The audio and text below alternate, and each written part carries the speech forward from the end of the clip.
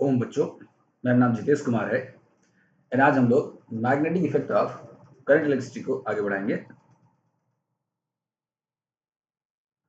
अभी तक हम लोगों ने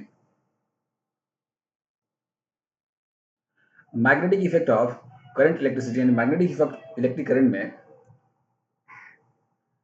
मैग्नेटिक फील्ड को देखा, मैग्नेटिक फील्ड को डिफाइन किया, मैग्नेटिक फील्ड से related parameters that is magnetic field induction को डिफाइन किया and a current carrying conductor एक मैग्नेटिक फील्ड स्टैब्लिश करता है, उस चीजों को देखा। और साथ ही साथ हम देखने लग गए थे कि करंट कैरिंग कंडक्टर का चार्ज के साथ मैग्नेटिक फील्ड का चार्ज के साथ इंटरेक्शन होता है कि नहीं होता है। तो हमने देखा चार्ज एट रेस्ट के साथ इंटरेक्शन नहीं होता है, चार्ज एट मोशन के साथ इंटरेक्शन होता है और उसके बारे में डिटेल एनालिसिस हम लोगों ने किया। फिर देखा एक मैग्नेटिक फील्ड का किसी करंट कैरिंग का वायर के कारण इंटरेक्शन होता है कि नहीं होता है, और हमने पाया कि इंटरेक्शन होता है और उसको भी हम लोगों ने बहुत डिटेल में देखा।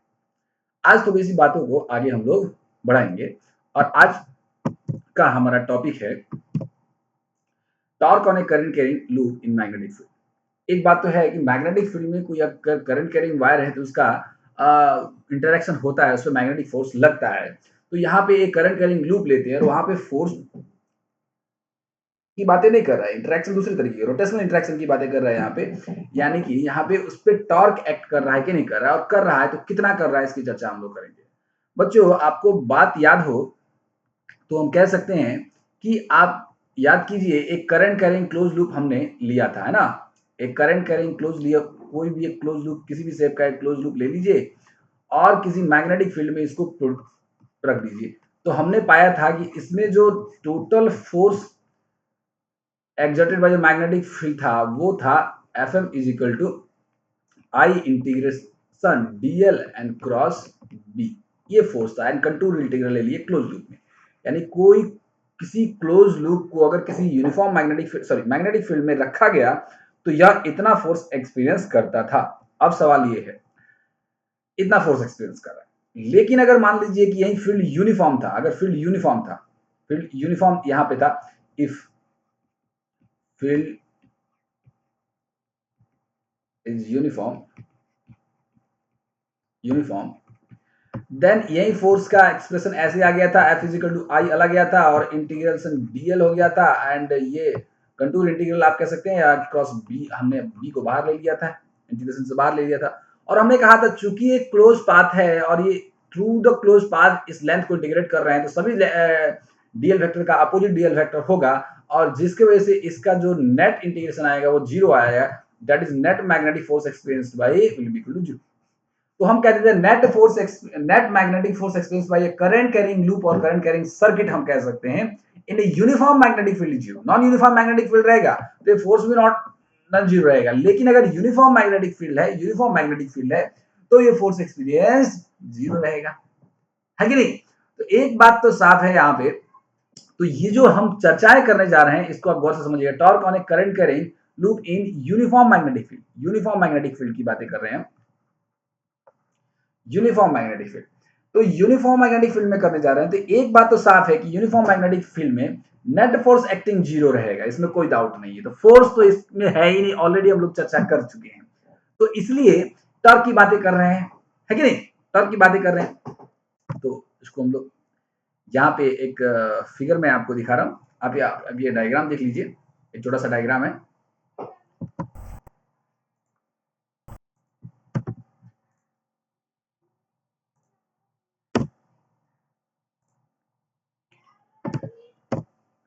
अब जरा बात को समझिएगा।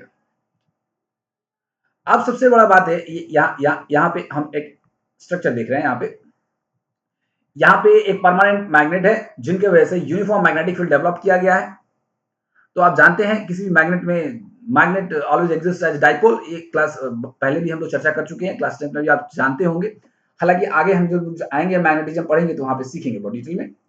तो कोई भी मैग्नेट के डाइपोल है, नॉर्थ से साउथ के डायरेक्शन में magnetic lines of force exist करता है एंड ये यूनिफॉर्म मैग्नेटिक फील्ड डेवलप किया। तो एक परमानेंट मैग्नेट लिया हमने और उसकी मदद से यहाँ पे एक मैग्नेटिक फील्ड जनरेट किया और वहां पे एक ये क्वाइल हम लोगों ने ए बी सी डी लगा दिया है। यहाँ पे ए बी सी डी लगा दिया है। तो ये रोटेट करेगा कि नहीं करेगा ये सवाल है कि नहीं। तो इस फिगर को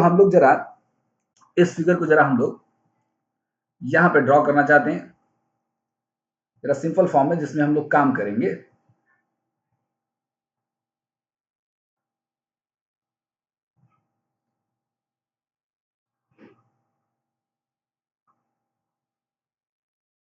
एक यूनिफॉर्म मैग्नेटिक फील्ड लेंगे। मैग्नेटिक फील्ड कहाँ जनरेट हुआ? तो कहीं से भी जनरेट हुआ यार। यहाँ पे देखिए परमानेंट मैग्नेट की मदद से हम लोग जनरेट कर सकते हैं। अब करंट करें कंडक्टर की मदद से जनरेट कर पाते हैं, लेकिन यूनिफॉर्म जनरेट करना है तो यूनिफॉर्म जनरेट करने के लिए परमानेंट मैग्नेट वाला जो सिस्टम है वो ज़्यादा बेटर रहता है। इसके द्वारा यूनिफॉर्म मैग्नेटिक फील्ड बहुत ही आसानी से जनरेट किया जा सकता है in comparison with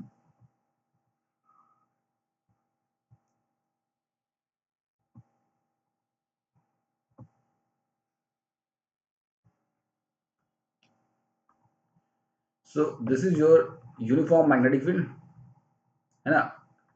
uniform magnetic field है। यहाँ पे आप एक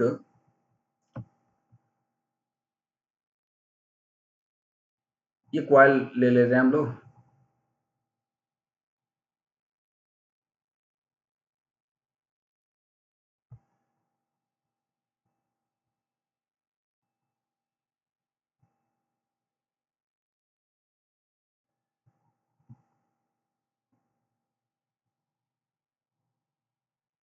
एक कॉइल ले ले रहे हैं,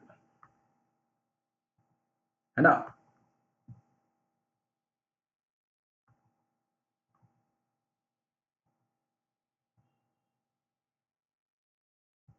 एक कॉइल ले ले रहे हैं। अब सबसे पहले एक कॉइल का नोमेनक्लेचर भी कर देंगे। मान लीजिए कि यहाँ से करंट इंटर कर रहा है आई, या मैं इधर से इंटर ले लूँ तो यहाँ पे जो अपना डायग्राम है मैं उसका, तो चलिए इधर से ले लेता हूँ आई। तो ये यहाँ से इस डायरेक्शन में आई जाएगा, यहाँ से आई जाएगा, यहाँ से आई जाएगा, यहाँ से आई जाएगा, है ना। और फिर इधर से आएगा एंड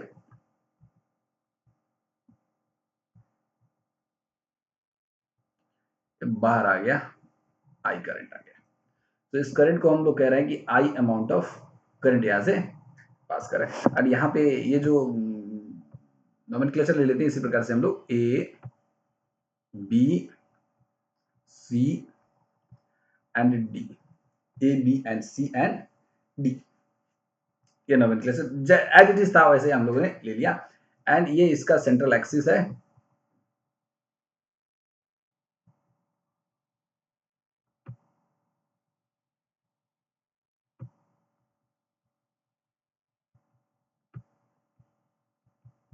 ये इसका सेंट्रल एक्सिस है इस लूप का, इसका सेंट्रल एक्सिस है इस लूप का। चलिए ये चर्चा करते हैं। एक बात तो तय है क्या कि ये फील्ड यूनिफॉर्म है ना, फील्ड यूनिफॉर्म है। तो यहाँ पे जो मैग्नेटिक फील्ड है हम लोग कहते हैं वो है कांस्टेंट, कांस्टेंट। एंड ये जो लूप है कांस्टेंट है, दैट इज यूनिफॉर्म है।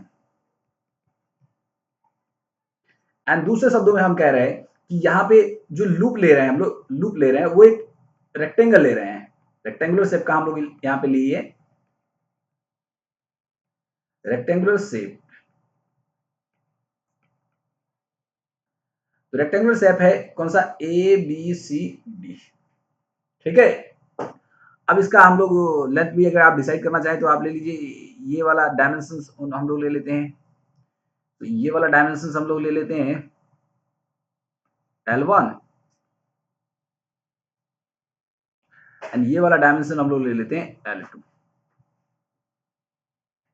है ना।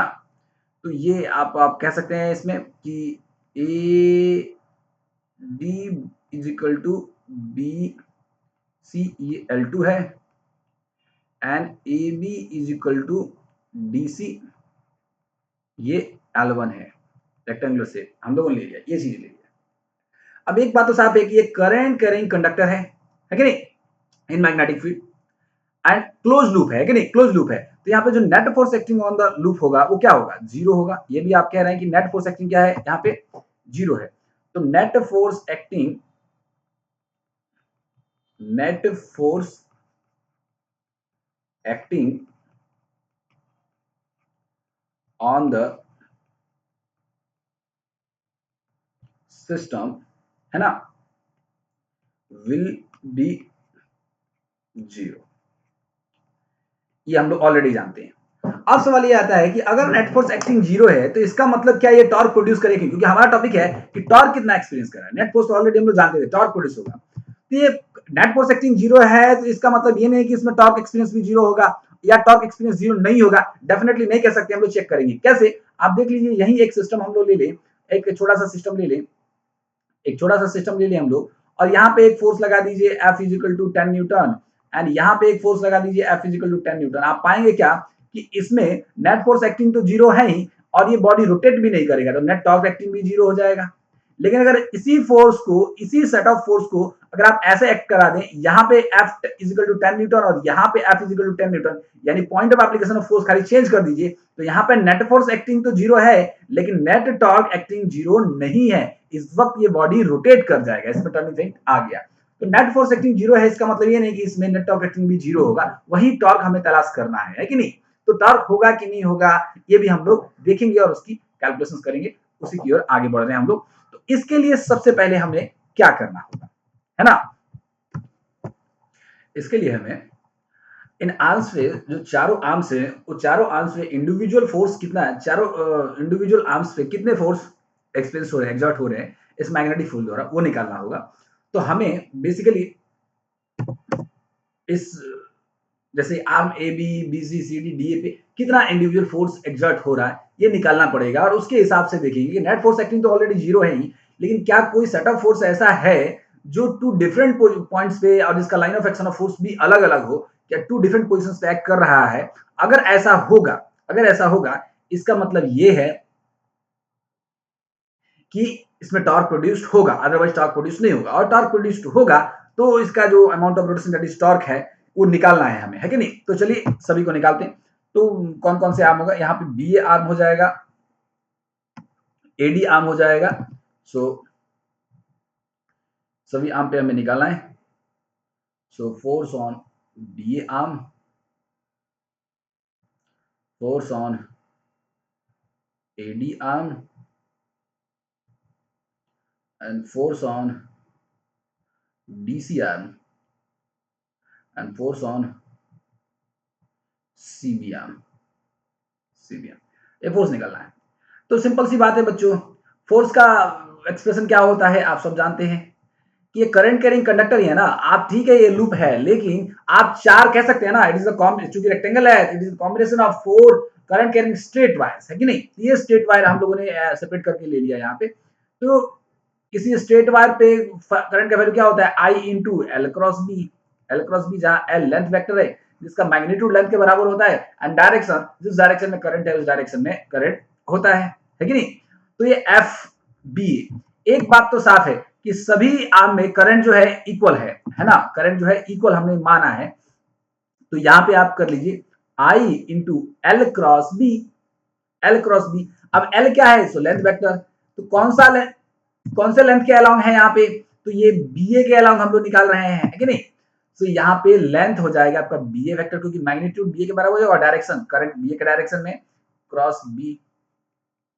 फिर इसकी बात करेंगे तो ये भी हो जाएगा आई, एंड चूंकि मैं ऑलरेडी जो नोमेनक्लेचर मैंने किया है जिस डायरेक्शन में करंट है उसी डायरेक्शन में लिया है, A B D C and C B current के डायरेक्शन में।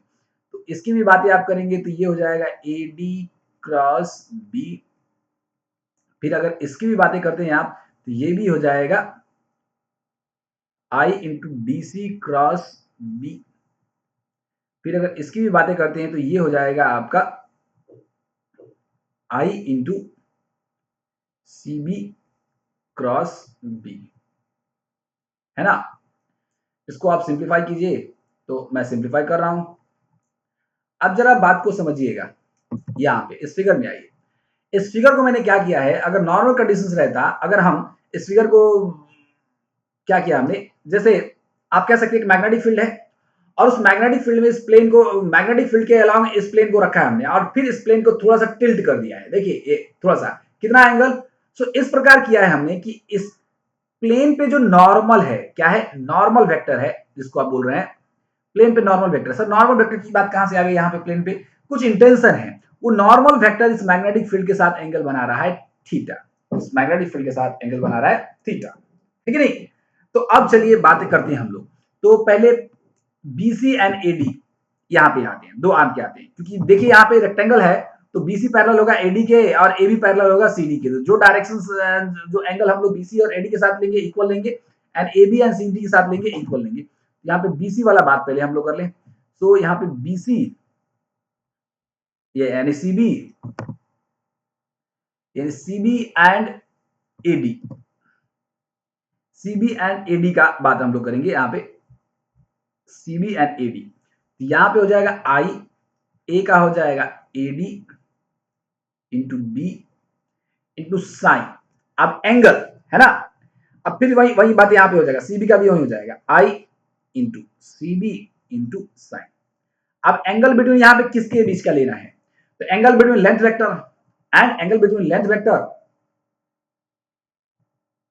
And magnetic field vector. अब देखिए इनिशियली अलोंग द प्लेन था, एंगल वेक्टर या तो 0 डिग्री था या तो 180 डिग्री था, लेकिन हमने ऐसे टिल्ट कर दिया। अब समझिए इस प्रकार, एंड नॉर्मल कितना एंगल बना रहा है 90 डिग्री। तो जैसे ही हमने टिल्ट किया, ऐसे टिल्ट किया कि नॉर्मल बना रहा है थीटा एंगल, तो प्लेन के साथ कितना एंगल बनेगा, इस लाइन के साथ कितना एंगल बनेगा, लाइन भी तो पहले 90 0 डिग्री पे था, अब ये नॉर्मल 90 डिग्री पे था। तो नॉर्मल को हमने ऐसे टिल्ट किया कि नॉर्मल ये मैग्नेटिक फील्ड इंडेक्स के साथ वेक्टर के साथ थीटा बना रहा है, तो ये मैग्नेटिक फील्ड इंडेक्स के साथ ये लाइन कितना बना रहा होगा 90 माइनस थीटा, क्योंकि वो प्लेन पे ही ये नॉर्मल परपेंडिकुलर है, टोटल 90 हो रहा है। तो यहां पे जो एंगल बन रहा है 90 minus theta, 90 minus theta and 90 minus theta. अब इसको सिंप्लीफाई कर दीजिए, सो आई एडी कॉस थीटा, यहां पे भी सिंप्लीफाई कर दीजिए तो ये हो जाएगा आई एंड एडी, एडी का वैल्यू आप पुट कर दीजिए यहां पे,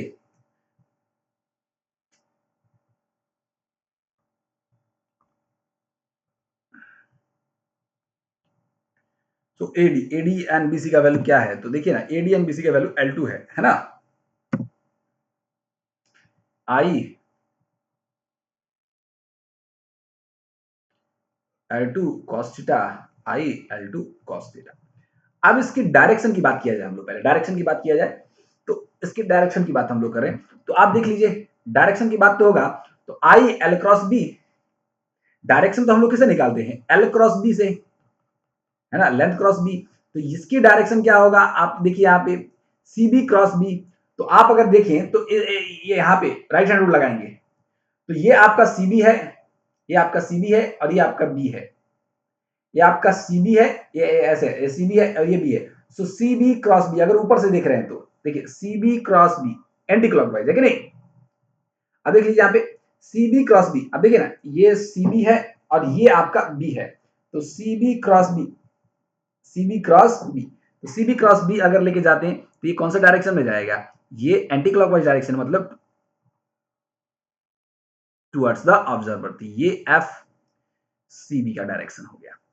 फिर अगर एफ ए डी की बातें कर रहे हैं तो फिर देखिए ये आपका एडी है और ये आपका बी है, एडी क्रॉस बी कौन से डायरेक्शन में, clockwise, clockwise means away from the observer. तो इस आर्म पे जो फोर्स लगेगा इस डायरेक्शन में लगेगा, आप मैंने बड़ा ये ले लिया उतना चौड़ा नहीं लेते, इस डायरेक्शन में रहेगा F A D.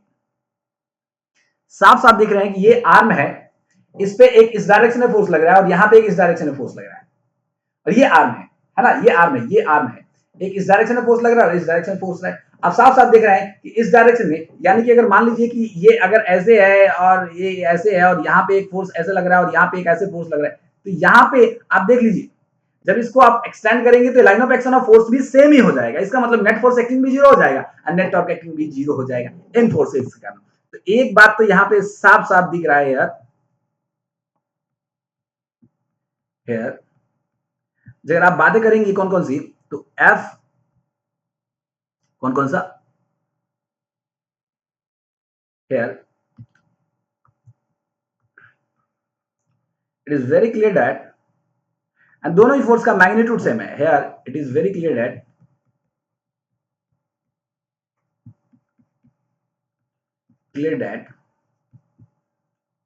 the forces F C B and F A D on the arms C B and A D are equal in magnitude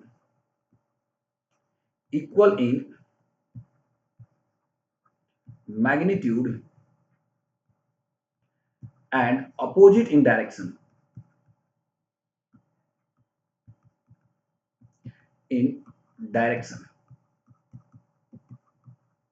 And also their line of action of force, their line of action of force is same. इसका result क्या आ रहा है, equal and opposite है, तो net force acting जो यहाँ पे हो रहा है यानी कि F C B N plus F A D, ये तो यहाँ पे जीरो हो रहा है, इसको आप एफ डैश बोल दीजिए, तो ये तो यहाँ पे जीरो ही हो रहा है, नेट फोर्स एक्टिंग जीरो हो रहा है, ठीक है। और चूंकि line of x force zero है, लाइन ऑफ एक्शन सेम है, तो टॉर्क एक्टिंग भी यहाँ पे जीरो हो रहा है, इनके वजह से कोई टॉर्क एक्ट यहाँ पे हो ही नहीं रहा है, ठीक है नहीं। यानी कि ये दो फोर्स तो नेट फोर्स एक्टिंग भी जीरो कर रहे हैं एंड टॉर्क भी कोई एक्ट नहीं कर रहा है, नेट फोर्स एक्टिंग तो ओवरऑल सिस्टम पे जीरो होना ही है। अब दो फोर्सेस की और बातें किया जाए तो एफ बी ए, तो I into B A into B into sine. अब एंगल की बातें हम लोग करेंगे, यहां पे भी I into D C into B into sine. अब जरा बात को देखिए कौन कौन से आर्म की बातें की जा रही है, ये बी ए आर्म की बातें की जा रही है और डीसी आर्म की बातें की जा रही है। तो ये इस प्रकार है, इस प्रकार प्लेन था और मैंने इस तरह टिल्ट कर दिया, तो क्या ये वाला जो आर्म है ये सी डी या बी सी, ये तो परपेंडिकुलर ही है, मैग्नेटिक फील्ड के परपेंडिकुलर ही है, उसमें कुछ एंगल में डिफरेंस ही नहीं आया। तो यहां पे जो आपका एंगल है वो तो 90 डिग्री है, 90 डिग्री है।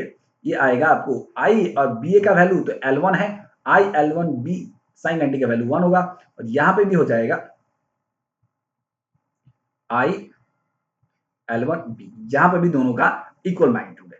अब चलिए थोड़ा डायरेक्शन की बातें हम लोग कर रहे हैं, डायरेक्शन की बातें हम लोग कर रहे हैं, तो यहां पे देख लीजिए ये मैग्नेटिक फील्ड है आपका, ये देखिए ये मैग्नेटिक फील्ड है और ऐसे है, तो आप अगर इसकी डायरेक्शन की बातें करें, ये डीसी है ना, तो ये डीसी है और ये बी है, तो आप जरा देखिए डीसी क्रॉस बी, ये डीसी है, ये डीसी इस प्रकार प्लेन है, तो ये डीसी है और ये बी है हॉरिजॉन्टल, तो डीसी एंड क्रॉस बी, जैसे ये डीसी और ये B, so DC cross B कौन सा डायरेक्शन होगा, क्लॉकवाइज डायरेक्शन होगा। क्लॉकवाइज डायरेक्शन मतलब away from the observer and going into the plane of paper, तो इसमें जो फोर्स लग रहा है ऐसा लग रहा है बच्चों, ये वर्टिकल डायरेक्शन में मैं दिखा रहा हूँ, ये वर्टिकल डायरेक्शन, ये उस डायरेक्शन में जा रहा है, आप इसको एफ डी सी बोल दीजिए, है ना, एफ डी सी बोल दीजिए, है कि नहीं, एफ डी सी एक डायरेक्शन है।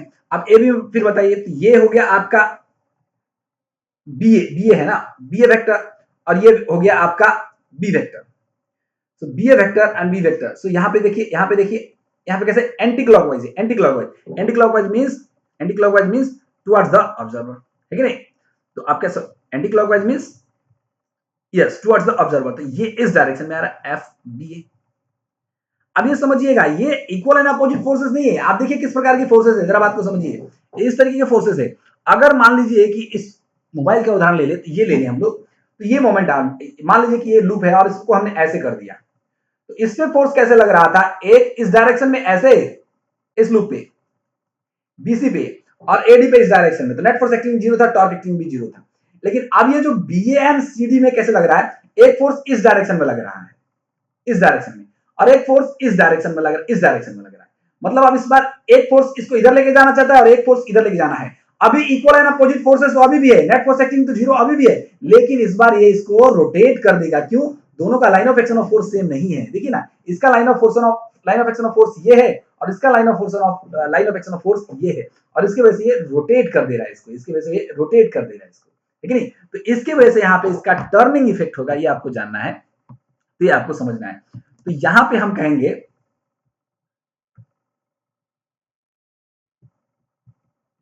here the forces F, कौन कौन से फोर्सेस है, तो B A and DC,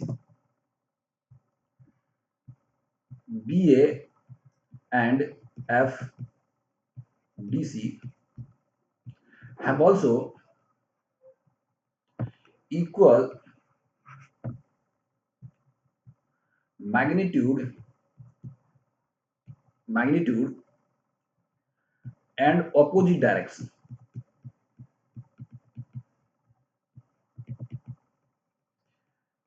And opposite equal magnitude and opposite direction, hence net force इनके वजह से भी जो होगा वो भी जीरो होगा, है ना। एफ बी ए प्लस एफ डी सी ये तो जीरो होना ही है, क्योंकि देखिए ना, अगर नहीं जीरो होगा तो फिर नेट फोर्स एक्टिंग कैसे जीरो होगा, तो ओवरऑल फोर्स तो नेट एक्टिंग जीरो होना ही है। But their line of action of force, their line of action of force are not along the same line, along the same line, rather they are anti-parallel, and hence ये जो system form हो रहा है, it forms a couple of forces, it forms a couple of forces, a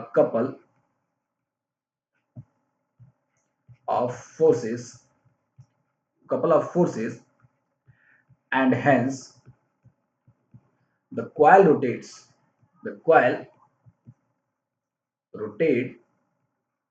about its central axis. Yes, the coil rotates about its central axis. देखिए ना यहाँ पे, क्योंकि ये इधर खींच रहा है, वो इधर, तो ये ऐसे रोटेट हो रहा है, किसके अबाउट, सेंट्रल एक्सिस के अबाउट, तो इसके अबाउट रोटेशन हो रहा है। अब ये रोटेशन हो रहा है, तो यही अमाउंट ऑफ टॉर्क, टॉर्क किस अमाउंट ऑफ रोटेशन को रिप्रेजेंट करते हुए पैरामीटर है, तो उसको हमें निकालना है कि नहीं। तो ये टॉर्क हमें निकालना है। तो आप जानते हैं किसी कपल में, है कि नहीं, तो टॉर्क का वैल्यू क्या होता है, तो टॉर्क किसी कपल में का क्या होता है, तो one of the forces, equal forces, क्योंकि इक्वल फोर्सेस है। आप देख लीजिए यहाँ पे एफ मैग्नीट्यूड की अगर बातें करें यहाँ पे, तो एफ बी ए और एफ डी सी इक्वल है, तो आप यहाँ पे कह सकते हैं F D A will be equal to F B C, F D A, F A D and F नहीं, F B A and F D C, F B A and F D C, F B A and F D C, ये किसके F के बराबर है, क्योंकि equal है magnitude I L one B. So one of the force into perpendicular distance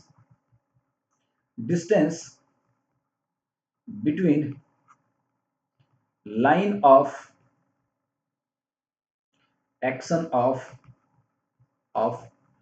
force, है ना।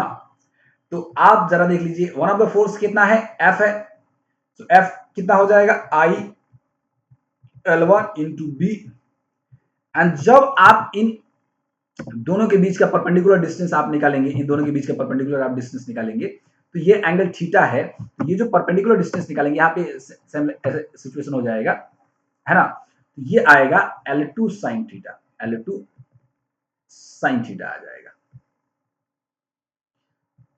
अगर ये अलोंग द लाइन रहता, जरा बात तो समझिएगा, ये अलोंग द लाइन अगर ऐसे प्लेन रहता, ये जो प्लेन है अलोंग द मैग्नेटिक फील्ड अगर रखा जाता, तो ये आपको हो जाता L2 एग्जैक्ट, लेकिन टिल्ट कर दिया गया है, जिसकी वजह से ये हो जाएगा L2 sin थीटा। आप कैलकुलेट कर सकते हैं, सिंपल सा कैलकुलेशन से कई बार कैलकुलेशन किया। So this is perpendicular distance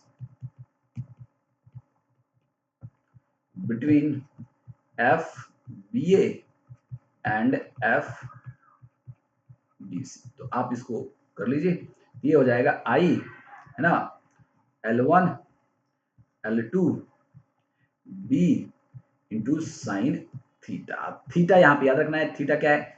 so आप इसको और भी सिंपल, एक तो ये, इसको और भी सिंपल भाषा में आप लिख सकते हैं, tau is equal to, magnitude की बातें हो रहा है, so tau is equal to, so magnitude की अगर हम लोग बातें कर रहे हैं तो थोड़ा सा हम लोग सबको हटाते हैं वेक्टर टर्म को। So tau is equal to आपको हो जाएगा I into A into B into sine theta.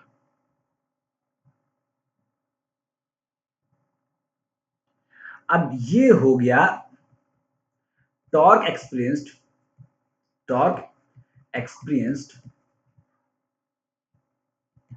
experienced by a current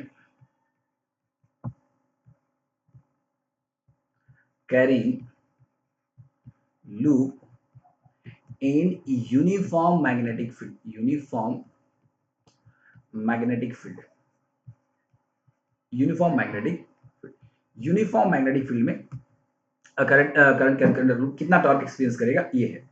लेकिन अगर एक बात यहां पे समझिए, ये एक्सप्रेशन आपको याद रखना है, बहुत इंपॉर्टेंट एक्सप्रेशन है। यहां पे हम लोगों ने एक टर्न ऑफ कॉइल लिया है, लेकिन अगर मान लीजिए जैसे सर्टेन डिवाइसेस में, ट्रांसफॉर्मर्स में या गैल्वेनोमीटर की बातें आगे हम लोग करेंगे, तो उसमें ढेर सारे नंबर ऑफ टर्न्स हम लोग कॉइल्स का लपेट देते हैं कि नहीं, तो उसके द्वारा कितना टॉर्क एक्सपीरियंस होगा है कि नहीं, टोटल टॉर्क। तो कुछ नहीं, एक टर्न के कारण आप हम लोगों ने निकाला है कि ये टॉर्क एक्सपीरियंस है किसके कारण, वन टर्न के कारण है ना, वन टर्न के कारण। सो आप कह सकते हैं for n turns of the coil, n terms of the coil, कुछ नहीं, जो टॉर्क हो जाएगा वो n टाइम्स मल्टीप्लाई हो जाएगा, n times I A B sine theta. तो आप इसको कर सकते हैं n I A B sine theta. So आप यहां पे ए टॉर्क का वैल्यू कह सकते हैं। अब ये जो टॉर्क है ये भी तो एक वेक्टर क्वांटिटी है, तो सर डायरेक्शन आपने नहीं बताया, तो डायरेक्शन के भी इंक्लूड कर सकते हैं। So it can be better, it can be better written in vector form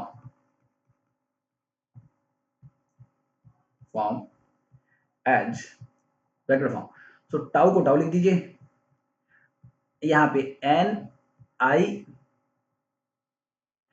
A B sine theta को लिख दीजिए ए cross B,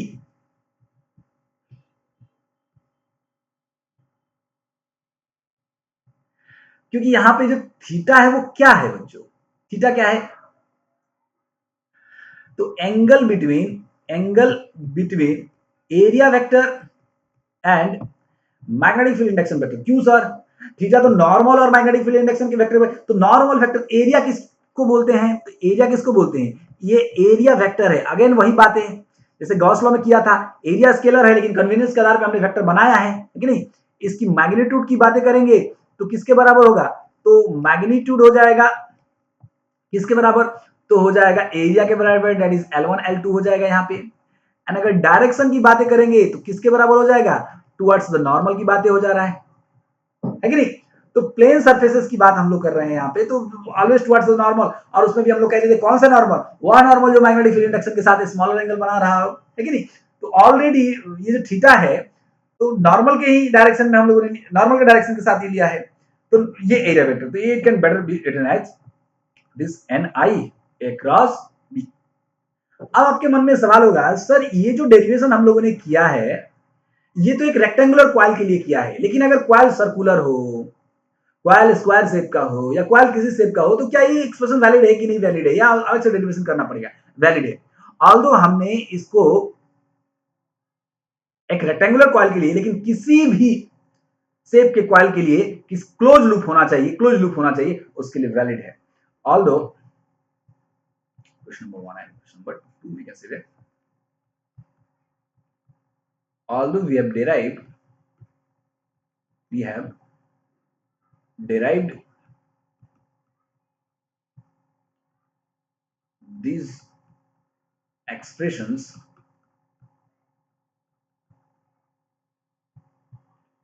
for rectangular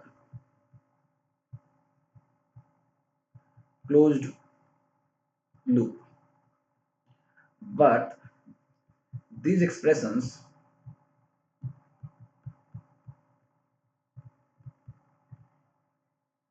are valid for any type of any type of closed loop current carrying